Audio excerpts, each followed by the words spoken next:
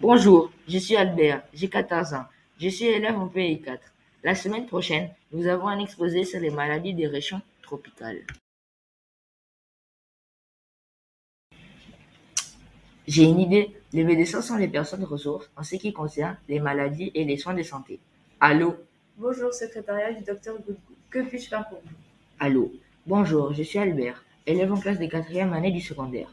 Dans le cadre de mon exposé sur la description des maladies qui sévissent dans les régions tropicales et des mesures prophylactiques, j'aimerais volontiers m'entretenir avec le docteur Godbout pour avoir des informations. Je jette un coup d'œil sur l'agenda du docteur et je vous tiens informé du jour et du rendez-vous dans un instant. Vous pouvez passer aujourd'hui. Maintenant que je suis arrivé, je vais essayer d'avoir le plus d'informations possible. Bonjour, je suis Albert, je suis élève en quatrième année du secondaire. J'aimerais bien approfondir mes connaissances sur les maladies des régions tropicales. Bonjour, ravi de faire votre connaissance. Je vous donnerai le maximum d'informations. Suivez-moi dans mon bureau. Que voulez-vous précisément savoir? Les symptômes, les agents pathogènes, les modes de contamination et les moyens de limiter la propagation des 10 maladies des régions tropicales. Commencez par le paludisme et la fièvre à Ebola. Le paludisme est une maladie causée par un parasite du genre Plasmodium, essentiellement transmis à l'humain par la piqûre d'un moustique, l'anophèle femelle.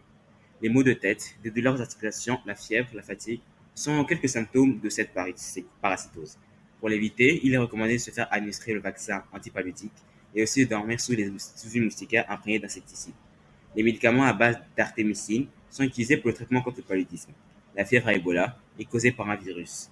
Elle se manifeste par la fièvre, une fatigue, des douleurs musculaires, des maux de tête, le mal de gorge, les vomissements, la diarrhée, des éruptions cutanées, des symptômes d'insuffisance rénale et hépatique, et dans certains cas, des hémorragies internes et externes. Son agent pathogène est le virus Ebola. La fièvre Ebola peut se contracter par contact avec les liquides d'une personne infectée. Pour éviter le virus Ebola, nous devons respecter les règles d'hygiène, se faire administrer le vaccin anti-Ebola appelé RVSV-Zebov. Le traitement consiste à se réhydrater par du fluide, par voie orale ou par voie intraveineuse. Maintenant, allons au laboratoire pour la description des autres maladies.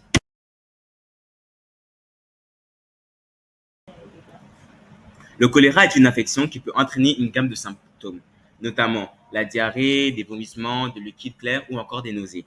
Son agent pathogène est le Bacillus vibrio cholerae. Cette bactérie entre dans notre organisme suite à la consommation de boissons ou d'aliments souillés par elle. Les mesures d'hygiène générale, comme le lavage systématique des mains, les traitements des eaux usées, la construction des latrines éloignées, des points d'eau potable, l'hygiène alimentaire. Le traitement du choléra repose essentiellement sur la réhydratation des patients par soluté. Cela peut se faire par voie orale ou encore par voie veineuse, ou sous surveillance médicale. La tuberculose est une maladie infectieuse provoquée par une mycobactérie qui se transmet par voie aérienne aussi bien aux enfants qu'aux adultes. Elle se manifeste par la toux quinte, accompagnée de sang, les douleurs thoraciques, la faiblesse, la perte de poids, la fièvre et les sueurs nocturnes. Son agent pathogène est le Mycobacterium tuberculosis. Elle se transmet directement d'un sujet malade à un sujet sain. La prévention consiste à se faire administrer le vaccin BCG, le bacille de Calmette et Guérin. Les patients sont traités à l'aide d'une combinaison de 4. Dirigeons-nous vers une autre salle pour continuer notre entretien. Nous continuons notre entretien par la description de la typhoïde et la trypanosomiase. La typhoïde est une infection qui cause une fièvre prolongée, la fatigue, céphalée, nausées, douleurs abdominales, constipation ou encore diarrhée. Elle se propage en général par l'eau ou des aliments souillés par la bactérie Salmonella typhi. Une fois la bactérie ingérée, elle se multiplie et passe dans la circulation sanguine. Pour réduire les risques d'infection, il faut respecter les règles d'hygiène, bien laver les aliments consommés crus, bien faire cuire les aliments. On peut traiter la fièvre typhoïde au moyen d'antibiotiques. L'azithromycine, les fluoroquinolones, les céphalosporines. La trypanosomiase cause la fièvre, les maux de tête, des douleurs musculaires, la perte de poids et les gonflements du visage. La maladie se transmet essentiellement par la piqûre de la mouche tsetse, affectée par la trypanosome. Il n'existe ni vaccin ni médicament préventif contre la trypanosomiase. Pour éviter cette maladie, il faut se protéger contre la mouche tsetse ou la glossine. La trypanosomiase est traitée à l'aide de fexinadazole. Ce médicament est administré par voie orale. 4 maladies. Je vous conseille de vous rendre au laboratoire chez mon collègue, le docteur Philippe. C'est aussi une occasion pour vous faire découvrir notre centre hospitalier. Bonjour, je suis Albert, je suis envoyé ici par le docteur Godbout. Je viens juste de m'informer sur la description de 6 maladies des régions tropicales. Je suis ici pour avoir des informations sur 4 autres maladies. Bonjour Albert, je suis ravi de faire votre connaissance. Je suis tout à fait content de vous rapporter mon aide, car votre exposé est un moyen de sensibilisation contre les maladies des régions tropicales. Vous avez là devant vous des documents sur la schistosomiase et l'amibiase. Je peux lire dans ces documents que la schistosomiase ou la bilharziose est causée par un parasite appelé le schistosome ou bilharzia. Ce microbe pénètre dans l'organisme sous la forme d'une larve nageuse provenant de l'organisme d'un escargot d'eau douce appelé le bulin ou le pleinorbe. Les démangeaisons cutanées, la toux et parfois un micton douloureuse qui s'accompagne du saignement sont quelques symptômes. Une prévention efficace dont la schistosomiase passe par les mesures suivantes. Éviter de nager, de se baigner ou de patauger dans des plans d'eau douce où la présence de schistosome est connue. Le traitement oral est recommandé par le praziquantel en cure unique.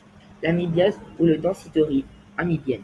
L'amibiase ou le densiterie amibienne se manifeste par l'émission de sels glaireux ou sanguinolents et des ulcères dus à la destruction de la paroi intestinale. L'agent pathogène de cette maladie est un ver parasite appelé l'amibe dysentérique. Ce microbe entre dans l'organisme humain par les aliments que nous consommons. Pour l'éviter, il est conseillé de peler, laver ou bien cuire les aliments avant de les consommer, se laver régulièrement les mains à l'eau savonneuse ou avec du gel hydroalcoolique, en particulier avant et après les repas et après le passage aux toilettes. J'espère que vous avez tout compris. Vous avez ici quelques documents parlant de l'ankylostomiase et la chlamydiase. Veuillez les lire, j'espère que mon aide vous a été bénéfique. Je rentre chez moi pour organiser toutes ces informations. Enfin arrivé, après une longue journée, lisons d'abord les informations sur l'ankylostomiase. L'ankylostomiase est une infection due à l'ankylostome ou à Necator americanus. Les symptômes comprennent une éruption au niveau du site d'entrée des larves et parfois des douleurs abdominales ou d'autres symptômes gastro-intestinaux au début de l'infection. Une personne peut être infectée en marchant pieds nus ou en s'asseyant sur un sol contaminé. Les larves d'ankylostoma duodénal peuvent aussi provoquer une infection lorsqu'une personne ingère de la nourriture qui contient des larves. L'ankylostomiase intestinale est traitée par albendazole, mebendazole ou par moite de pyrantel, par voie orale. Pour se protéger, il faut respecter les règles d'hygiène, éliminer des éjections humaines et des eaux usées, se faire dépister, traiter les porteurs. La chlamydiose. La seule façon de savoir avec certitude si vous avez la chlamydiose consiste à vous faire tester. Un médecin ou une infirmière peut le tester pour vous. Le test consiste à un frottis des organes génitaux, du rectum ou de la gorge, avec encore une analyse d'urine. Cette maladie est causée par la bactérie Chlamydia trachomatis.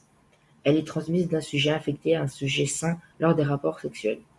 L'utilisation des préservatifs lors des rapports sexuels limite la transmission de la chlamydia. La chlamydia est traitée avec des antibiotiques.